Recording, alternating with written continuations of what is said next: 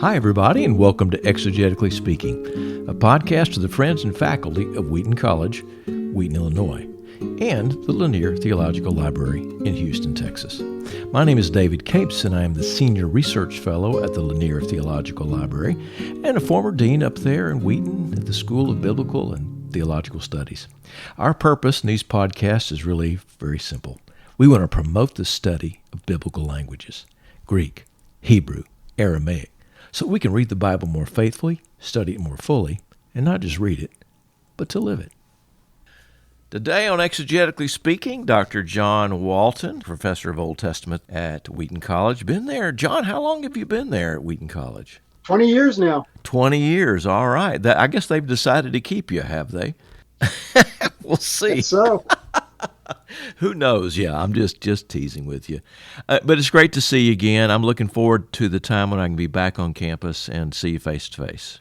All right, today we're going to talk about Daniel chapter 5, and you have just recently done a paper on this, and you're writing a commentary on Daniel, and this is fresh stuff. This is new stuff. Some things that I have heard a little about, but not to the depth at which you're talking about them today. So I'm excited. So tell us about Daniel chapter 5. What are we looking at today? Well, Daniel 5, known as the account of the handwriting on the wall, or Belshazzar's feast. The timing of it's very important because it comes just at that critical moment when things are ready to shift from one empire to another.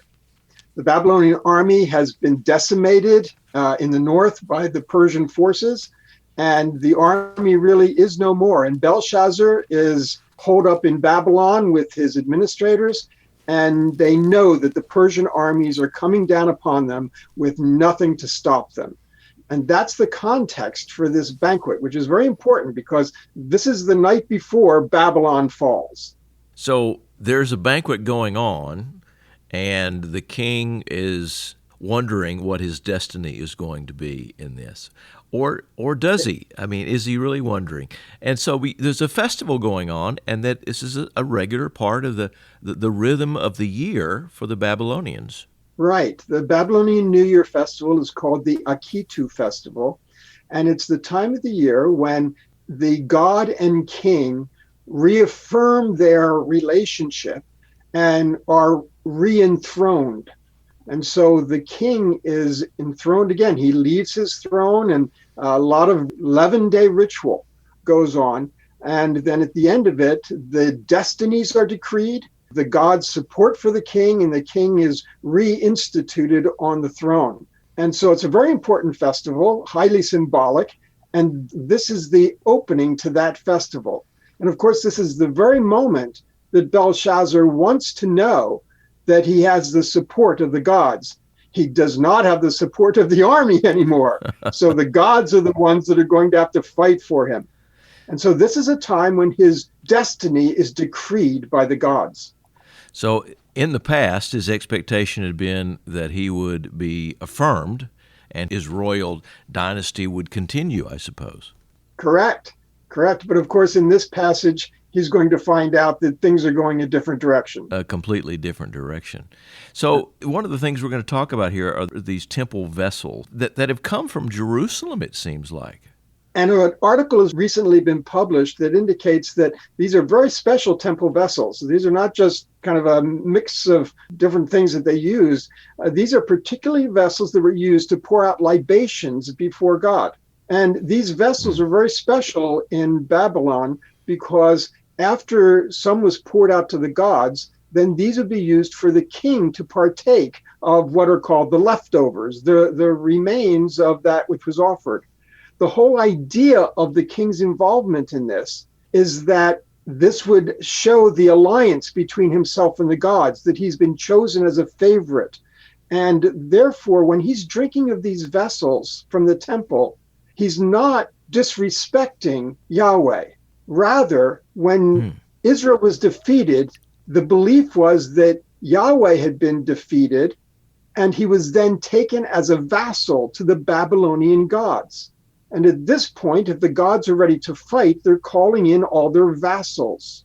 So when Belshazzar is using these temple vessels, He is trying to sign up Yahweh as one of those gods who will fight for him. He's seeking approval and support. He's not mocking out the God of Israel.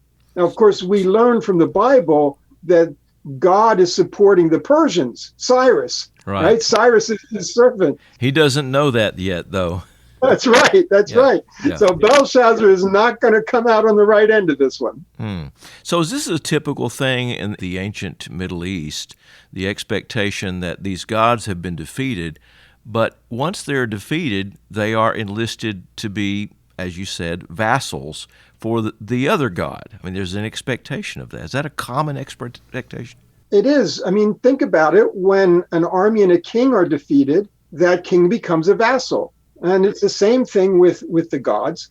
So this is one of those places where cultural information can help us to see a different perspective on the text than what we would be inclined to think through our own instincts. So yes, this is a common idea. So this is the night before the fall of Babylon, and we're getting ready to learn in just a moment the destiny of the king, Belshazzar. He expects the gods to come to his aid, even though his army has been decimated.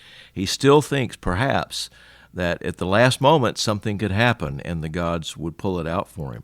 But in fact, as the night goes on, as the banquet continues, something else happens, doesn't it? Exactly. Now, the text here, in most translations, it talks about the plaster of the wall and the lampstand. And I've done a lot of research on those, and I'm going in a little bit different direction. Yes, it's a plaster wall, but they wouldn't have blank plaster walls. The walls in the palace would have been filled with frescoes that were indications of the king's power and prominence and being sponsored by the gods.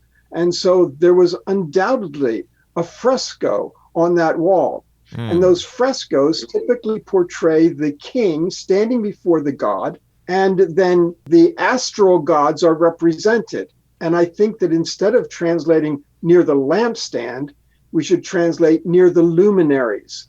These are the divine luminaries that are portrayed on a fresco.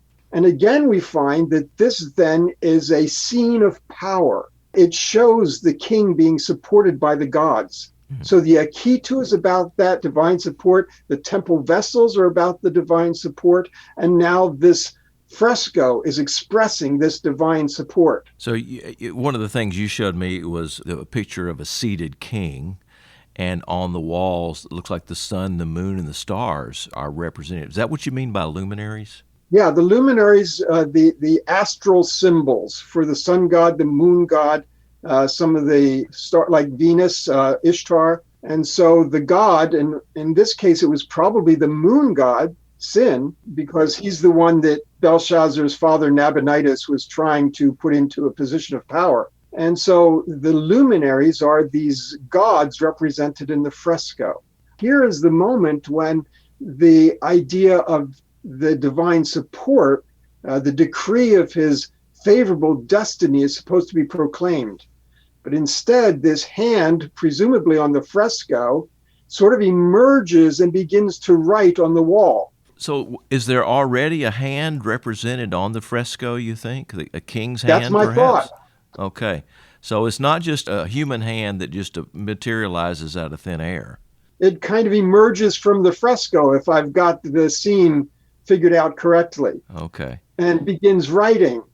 And of course, it's writing about what the king's destiny is going to be, but it's not the destiny that Belshazzar would have hoped for. No, not because at it's all. a message of destruction and death and defeat. Very interesting way of looking at this. Now, is this part of the book of Daniel in Aramaic, or is it in Hebrew?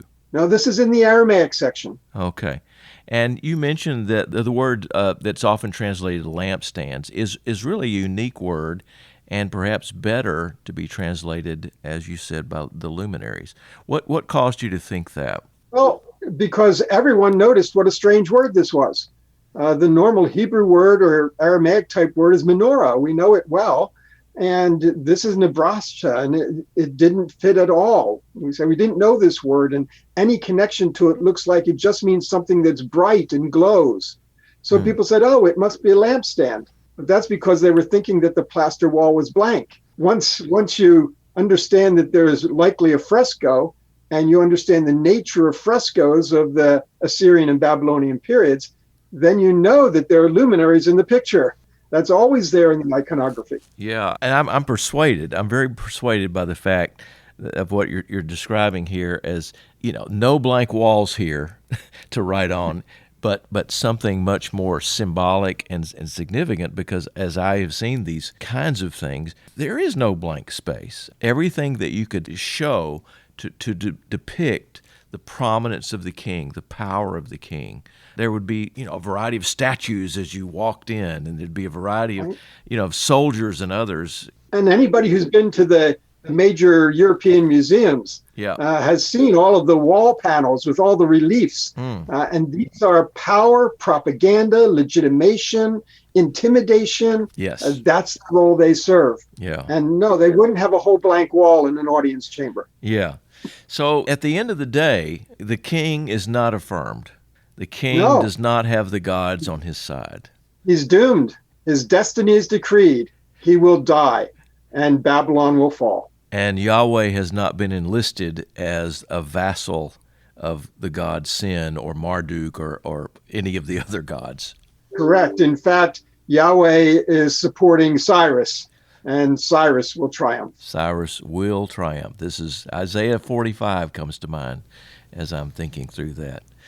John, you're a champion of understanding the cultural backgrounds to the Bible, and you've been great at that, and this is a part of what you're doing. This will be represented, I suppose, in your upcoming Daniel commentary. It will indeed. If people are interested in understanding the cultural background, is there a place that they could go that'd be fairly easy for them to begin to understand things like this? Not necessarily this, because this is new, but other things like it. Where would they go? Well, the cultural backgrounds, most basically, is available in the Cultural Background Study Bible that I helped to do. And so they could get a lot of that right in a study Bible. There's a 1-volume InterVarsity Bible Backgrounds commentary of the Old Testament, and they could go there. And if they wanted a little more, and especially some fine visuals, the 5 volumes Zondervan Illustrated Bible Backgrounds commentary with over 2,200 photos would also be helpful. So it depends how much you want to get into it, but there are resources available. And you can find all of those here at the Linear Theological Library, and I bet at the library there at Wheaton College. Indeed, yes. John, thanks for being with us today on Exegetically Speaking. Great to talk with you, David. Thanks to Ian Rosine, Rebecca Larson, and Silvio Vasquez, who help us produce this podcast. Thanks as well to John Lansma, our Wheaton-based director, who makes this podcast possible. We're grateful to Phil Keggy for our music. If you want to study biblical languages, then you need to consider Wheaton College. Whether you're an undergraduate or a graduate student, we have amazing programs, our first-rate faculty, and some of the best students in the world. So go to the website, www.wheaton.edu, and look for modern and classical languages. Get started today. If you have questions about this or any of our podcasts, we'd love to hear from you. If you have suggestions or questions about any passage in the Hebrew Bible or Greek New Testament, send us an email and we'll see if we can get one of our experts to weigh in on that for you. Our email is exegetically.speaking@wheaton.edu. That's exegetically.speaking@wheaton.edu. Thanks for listening.